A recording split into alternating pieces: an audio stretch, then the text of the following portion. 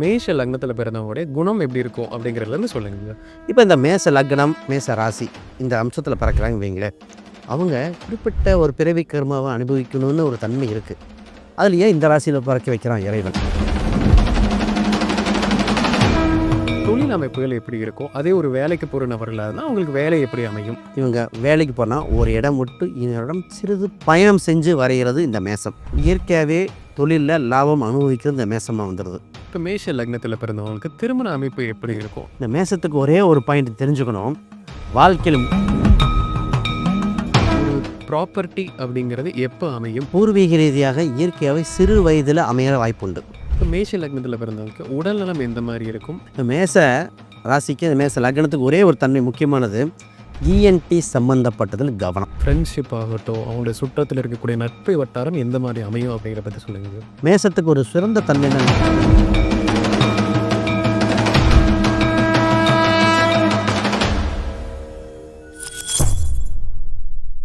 பக்தி பிளஸ் நேரில் இருக்கும் வணக்கம். இன்று நம்மோடு இணைந்தவர் டாக்டர் சுபம் விஜயகுமார் அவர்கள். வணக்கம் சார். வணக்கம் சார். சார், நம்ம இன்னைக்கு பார்க்கக்கூடிய தலைப்பு மேஷ லக்னம். இப்போ மேஷ லக்னத்தில் பிறந்தவங்க நிறைய பேர் இருக்காங்க சார். அவங்களுடைய பிறவி கர்மா எப்படி இருக்கும்? அவங்க வாழ்க்கை எப்படி இருக்கும்? அவங்களுடைய இறுதி காலம் வரைக்கும் எந்த மாதிரிலாம் விஷயங்கள் அனுபவிக்க போகிறாங்க அப்படிங்கிறத பார்க்க போகிறாங்க சார். அந்த வரிசையில் முதல்ல மேஷ லக்னத்தில் பிறந்தவங்களுடைய குணம் எப்படி இருக்கும் அப்படிங்கிறதுலேருந்து சொல்லுங்க சார். பொதுவாக பிறவி ஒருத்தங்க பிறக்கிறாங்க அப்படின்னா பிறவி பயன், பிறவி கர்மா அப்படின்னு இருக்கு. இப்போ இந்த மேச லக்னம், மேச ராசி இந்த அம்சத்தில் பிறக்கிறாங்க வைங்களேன். அவங்க குறிப்பிட்ட ஒரு பிறவி கர்மாவை அனுபவிக்கணும்னு ஒரு தன்மை இருக்குது. அதில் ஏன் இந்த ராசியில் பிறக்க வைக்கிறான் இறைவன்?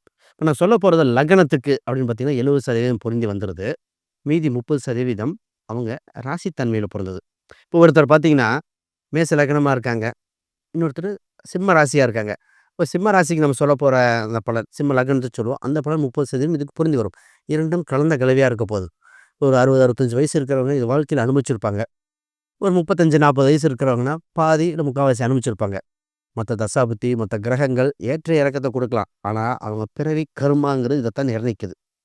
இவங்க குணாதிசயம் அடிப்படை பார்த்திங்கன்னா தலைமை பொறுப்பு, நிர்வாகத்திறன், சிறந்த நிர்வாகி.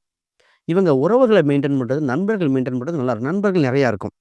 இவங்களுக்கு இந்த இடம், வீடு, சொத்து எல்லாம் இயற்கையாகவே அமையக்கூடிய தன்மை உள்ள ராசி இந்த மேசம். இந்த மேச லக்னத்தில் இன்னொரு சிறப்பு அம்சம் என்னென்னா, சூரியன் உச்சமடைந்தால் அரசாங்க தொடர்பும் வந்துடுது. உறவு ரத்தக்காரர்கள், ரத்த பந்த இவங்களை அனுசரித்து போகிறது, இதெல்லாம் இயற்கையாகவே கொண்டு வந்துடும். தாய் குணம், தாய்மை குணம் உண்டு. அதை கல்லுக்குள் ஈரம் அப்படின்னு சொல்கிற மாதிரி இதுக்குள்ளேயே ஒரு ஈரம் குணம் உண்டு. அவங்க சட்டுன்னு கோவப்பட்டாலும் அடுத்த செகண்ட் பண்ணக்கூடிய அம்சம் உண்டு. இவங்க பர்ஃபெக்ட், எந்த விஷயம் பர்ஃபெக்டாக இருக்கும்னு நினைப்பாங்க. இவங்க எதிர்பார்ப்பும் பர்ஃபெக்டாக இருக்கும். ஒரு ஒர்க்கை மேச லக்னத்துக்கார்ட்ட கொடுத்து நீங்கள் பண்ணி கொடுங்க அப்படின்னா அதில் செஞ்சு வர அவுட்புட் பர்ஃபெக்டாக இருக்கும். ஆக மொத்தம் கரெக்டாக அந்த கோடு போட்ட மாதிரி இருக்கக்கூடிய அம்சம் இருக்குது. ஒரே ஒரு இதனால் கொஞ்சம் கோபத்தை குறைக்கணும். ஏன்னா இவங்க எதிர்பார்க்குற மாதிரி மற்றவங்க இருப்பாங்கன்னு நினைப்பாங்க. அது ஏற்றத்தாழ்வு இருக்கும். அந்த ஒரு பாயிண்ட் மட்டும்தான் இவங்களுக்கு இந்த குணாதிசயத்தில் தலைமை பொறுப்பு, தாய் உள்ளம் இரண்டும் கலந்தே விதிக்கிற ராசி இந்த மேச லக்னம். சார், இப்போ மேஷ லக்னத்தில் பிறந்தவங்களுக்கு தொழில் அமைப்புகள் எப்படி இருக்கும்? அதே ஒரு வேலைக்கு போகிற நபர்களாக இருந்தால் அவங்களுக்கு வேலை எப்படி அமையும்? அதை பற்றி சொல்லுங்க சார். இப்போ இவங்களுக்கு வேலை, தொழில் இரண்டும் தனித்தனியாக பார்ப்போம். ஃபர்ஸ்ட்டு மேசம் அப்படின்னு பார்க்கும்போது இவங்க வேலைக்கு போனால் ஒரு இடம் விட்டு இன்னொரு இடம் சிறிது பயணம் செஞ்சு வரைகிறது இந்த மேசம். இந்த மேசத்துக்கு சக்ஸஸான விஷயம் இந்த கமிஷன் வகையில் வருமானம், சின்ன ஒரு ட்ராவல் இதெல்லாம் வரும். சிறந்த நிர்வாகி இந்த மேசம் தான். இந்த மேசத்துக்கு ஒரு பொறுப்பை கொடுத்து பண்ணிட்டோம்னா 200 பேர் 300 பேர்கள் அப்படியே சமாளித்து பண்ணக்கூடிய பொறுப்புகள் வந்துடும். ஒரு வேலைக்கு செய்யணும் மேச ராசி இல்லை மேச லக்னத்தை ஆளை வச்சுக்கணும். ஒரு பெரிய கூட்டத்தை கண்ட்ரோல் பண்ணுறதுக்கு சூப்பராக. ஏன்னா செவ்வாயோட ஆதிக்கம் உண்டு, தலைமை பண்பும் உண்டு. இதே இதில் இவங்களுக்கு ஒரு இடம் விட்டு இன்னொரு இடம் சென்று அங்கேயும் வெற்றி பெறுகிறது இந்த மேசம். ஒரு வெளியூரில் போய் ஜெயிக்குமானா ஜெயிச்சிடும். இவங்க தொழில் அப்படின்னு வருதுன்னு வச்சுங்களேன். இவங்களுக்கு என்ன இந்த மேசத்துக்கு லக்குன்னா 10ஆம் அதிபதியே 11ஆம் அதிபதியே அமையுது. அப்போ 10 நாள் தொழில், 11 லாபம். இயற்கையாகவே தொழிலில் லாபம் அனுபவிக்கிறது இந்த மேசமாக வந்துடுது. அப்போ இவங்களுக்கு இன்னொரு ப்ளஸ் பாயிண்ட்டு, பிஸ்னஸும் பண்ணுவாங்க, ஒரு வேலைக்கும் போது ரெண்டும் பயணிக்கக்கூடிய அம்சம் இருக்கிறத மேசத்தில். இது ப்ளஸ் பாயிண்ட்டு என்னென்னா ரெண்டுமே சமமாக மெயின்டைன் பண்ணாலும் ரெண்டுலேயும் சக்ஸஸ் பண்ணிடும். இதில் நிர்வாகம் சார்ந்த கட்டடம் சம்மந்தப்பட்டது, வண்டி வாகனம் சம்மந்தப்பட்டது, ட்ராவல் சம்மந்தப்பட்டது, ஒரு சூப்பர்வைசர், ஒரு மேனேஜ்மெண்ட் ஸ்கில் எல்லாம் பர்ஃபெக்டாக அமைஞ்சிடும். நீங்க ஐடி துறையா இருந்தாலும் ஒரு மேனேஜ்மெண்ட் வந்துருவாங்க. சொல்லுவாங்க. கவர்ன்மென்ட் எம்ப்ளாயியா இருப்பாங்க. அங்க ஒரு மேனேஜ் பண்ணிட்டு இருப்பாங்க. இதே ஒரு சினிமா சம்மந்தப்பட்டதா இருக்கும். அங்க எல்லா யூனிட்ட கண்ட்ரோல் பண்ற மாரி இருக்கும். ஆக மொத்தம் ஒரு நிர்வாகம், டெக்னிக்கல் பாயிண்ட்ல சூப்பரா இருக்கும். எந்த தொழில் எடுத்தாலும் இந்த பேஸ்லயே தான் அவங்க பயணிக்கக்கூடிய அம்சம் உண்டு. இப்ப மேஷ லக்னத்தில பிறந்தவங்களுக்கு திருமண அமைப்பு எப்படி இருக்கும்? அவங்களுக்கு எந்த மாரி மனைவி அமைவாங்க? இல்ல ஒரு கணவர் அமைவாங்க? அப்படிங்கிறத பத்தி சொல்லுங்க சார். இந்த மேசத்துக்கு ஒரே ஒரு பாயிண்ட் தெரிஞ்சுக்கணும். வாழ்க்கையில முன்னேறணுமா, உறுதியா திருமணம் செஞ்சே ஆகணும். திருமணம் தவிர்த்த எந்த மேசமும் ஜெயிச்சதா அர்த்தம் இல்ல. காலபுருஷனுக்கு 7ஆம் அதிபதியே 2ஆம் அதிபதி. நல்ல குடும்பம், நல்ல வாழ்க்கை, நல்ல வளர்ச்சி. இந்த தத்துவமே இந்த மேசத்துக்கு அமையுதுங்க. அது சுக்கிரனா இருக்கு. வருகின்ற மனைவி, அழகு, அன்பு, இயற்கையா மனைவி வருது. இந்த மேசத்துக்கு இயற்கையாக இருக்கும். மத்தவங்களுக்கு அமையுதோ இல்லையோ, சொல்லுவாங்க. அந்த மேசத்துல ஒரு ஆண் கொஞ்சம் ஒல்லியா இருப்பாரு. வருகின்ற பெண் லட்சணமா இருக்கும். நல்ல குடும்பம், படித்த மனைவி, சொத்து சுகங்களோட வரும். இதே பெண்ணா இருந்தா கூட அழகுமிக்க ஆண்மகன். அப்படி இருக்கிறது. வாழ்க்கையில முன்னேறி ஏன்னா சுக்கிரனே மனைவி வந்த பிறந்தான். ஒரு சில விஷயத்த அந்த மேசராசிக்காரங்க அந்த மனைவிகிட்ட நிர்வாகத்த குடுத்துறணும். மனைவிகிட்ட பொறுப்ப குடுக்கணும். சம்பாரிக்கிற பணத்த மனைவிட்ட குடுத்து, பின்னாடி வாங்குனா இது ஜெயிச்சிரும். இப்ப ஜெயிக்கணுமா? மனைவி, குழந்தை. அது 2வது குழந்தை பிறந்ததுக்கு அப்புறம் இன்னும் நல்லா இருக்கும். குழந்தைக்கும், திருமணத்துக்கும் தாவும் செய்யக்கூடாத ராசி ஒண்ணே ஒண்ணு முக்கியமா இருக்குன்னா, அது மேசம் தான். தவிர்த்துருச்சுன்னா இதாயிரும். இப்ப திருமணம் நல்லபடியா முடியும். தகுந்த ஏஜ்ல முடியிற ஜாதக அமைப்பு இந்த மேசம். வாழ்க்கையில வெற்றி குடுக்கக்கூடியது. சூப்பரா இருக்கும் திருமண வாழ்க்கை. சார் இப்ப மேஷ லக்னத்தில ம். பிறந்தவங்களுக்கு, மேஷ ராசியில பிறந்தவங்களுக்குமே ஒரு ப்ராப்பர்ட்டி அப்படிங்கிறது எப்ப அமையும்? எந்த மாரி ப்ராப்பர்ட்டி அமையும்? எந்த வயசுல வாங்குனா நல்லதா இருக்குங்க சார்? இப்ப இந்த ப்ராப்பர்ட்டி சம்மந்தப்பட்டது இவங்களுக்கு பூர்வீக ரீதியாக இயற்கையாவே சிறு வயதில அமையற வாய்ப்புண்டு. அப்ப இந்த ப்ராப்பர்ட்டி சம்மந்தப்பட்டது நீர்நிலை ஒட்டி. இது எப்படி அமையும்னு தான் சுவாரஸ்யமா இருக்கும். ஒரு மேசத்துக்கு வீடு அமையுதுன்னா, நீர்நிலை ஒட்டி வீடு அமையற அம்சம் உண்டு. பக்கத்துல பார்த்தீங்கன்னா, கவர்மெண்ட் குவார்ட்டர்ஸு, கவர்மெண்ட் அப்பார்ட்மெண்ட்டு, வீதியில பார்த்தா வீடு. அந்த மாரி கார்னர் சைட்ல ஈஸியா அமைஞ்சிரும். இந்த கார்னர் சைட்ல நல்ல ரேட்டுக்கு போகும். அப்ப ஒரு ரியல் எஸ்டேட் இருக்காரு, மேச லக்னத்துக்காரங்க கார்னர் சைட் அமைஞ்சு நல்லா சேல்ஸ் பண்ணக்கூடிய அம்சம் இருக்கும். இப்ப இந்த மாரி சொத்துக்கள் அமையும். சிறு வயதில் அமையும். இவர் பிறந்து 4 வயதுக்குள் குடும்பத்தில் சொத்து. இவருக்கு 20லிருந்து 30 வயதுக்குள் சொத்து அமையற அப்ப பார்த்தீங்கன்னா வண்டியா போயிடுறாங்க. இந்த காலத்துல வண்டிக்கு போயிடுறாங்க. ஒரு நல்ல வண்டி, வாகனம். அதுவும் ஒரு சொத்து மாரி பயன்படுத்திக்கிறாங்க. அப்ப 30, 35லயே ஒரு சொத்து அமைஞ்சிருது.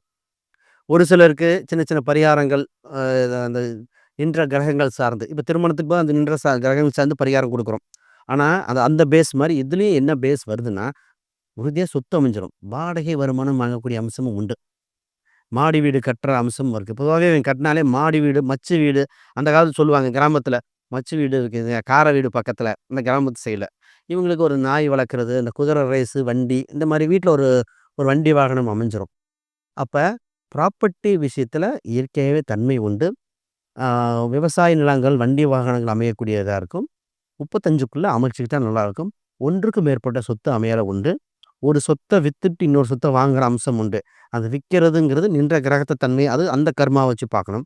ஆக அடிப்படை கர்மா சொத்து இயற்கையாவே வந்து சேரும். பூர்வீக சொத்து, அந்த முன்னோர்கள் சொத்து, இறந்தவரின் சொத்தெல்லாம் இயற்கையா அமையறது இந்த மேச லக்னத்துக்கு. இப்ப மேஷ லக்னத்தில பிறந்தவங்களுக்கு உடல் நலம் எந்த மாரி இருக்கும்? அவங்க கர்ம அடிப்படையில பார்க்குறப்ப, அவங்க ஹெல்த் எந்த மாரி அவங்களுக்கு வாழ்க்கை ஃபுல்லா இருக்கும்? அப்படிங்கிறத பத்தி சொல்லுங்க. இந்த மேச ராசிக்கு, மேச லக்னத்துக்கு ஒரே ஒரு தன்மை முக்கியமானது. இஎன்டி சம்மந்தப்பட்டதில் கவனம். First point. ஏதோ ஒரு கண்ணு, காது, மூக்குல ஒண்ணு வந்துருது. அதில ரொம்ப ஸ்கின் சம்மந்தப்பட்டதில கவனமா இருக்க வேண்டியது இந்த மேசம் தான். ஏன் அப்படி சொல்றேன்னா, உங்க காலபுருஷனுக்கு 6ஆம் அதிபதியே புதன். நரம்பு, ஸ்கின்னு இதில ரொம்ப கவனிக்கா இருக்கணும். இப்ப 12ஆம் இடம் மருத்துவ சொல்லும். அது 9ஆம் அதிபதி வேற வருது. இந்த கால், கால் சம்மந்தப்பட்டதெல்லாம் கேர் எடுத்துக்கணும் இந்த மேச ராசி. அது மேச லக்னம். ஏன் இந்த 2 பாயிண்ட் அடிப்படையாவே வந்துருது. மத்த இதெல்லாம் நின்ற கிரகங்கள், ஏற்ற இறக்கங்கள் அப்படிலாம் வந்தா கூட இது வந்துருது. இது பொதுவாவே வண்டி வாகனத்தில கொஞ்சம் கவனிச்சு ஓட்டுக்கணுங்க. இவங்களுக்கு சிறு விபத்து உண்டு. கண்டம் தப்பிப்பவர். இந்த ராசிக்கு இந்த மேசம் வந்தாலே நீச்சல் பழகிடணும். வண்டி வாகனம் மெதுவா ஓட்டிக்கணும். ஏன்னா இது சம்மந்தப்பட்ட மருத்துவ செலவும் உண்டு. இந்த ஸ்கின்னு, இஎன்டி, கால் சம்மந்தப்பட்டது, அந்த நீர் சம்மந்தப்பட்டது இதெல்லாம் அவங்க அடிப்படை பேஸ். அப்ப இத கவனமா பயன்படுத்திக்கணும். பொதுவா இவங்க பிளட் டொனேட் பண்ணிக்கலாம். ஒரு வியாதிகள் குறைக்கிறதுக்கு சிறந்த பரிகாரம் பிளட் டொனேஷன். பிளட் டொனேஷன் பண்ணிக்கிட்டாலே பாதிப்புகள் குறைகிறதுல மாற்று கருத்து கிடையாது. சார் இப்ப மேஷ லக்னத்தில ம். பிறந்தவங்களுக்கு, அவங்களுடைய ஃப்ரெண்ட்ஷிப் ஆகட்டும், அவங்களுடைய சுற்றத்தில இருக்கக்கூடிய நட்பு வட்டாரம் எந்த மாரி அமையும் அப்படிங்கிறத பத்தி சொல்லுங்க சார்.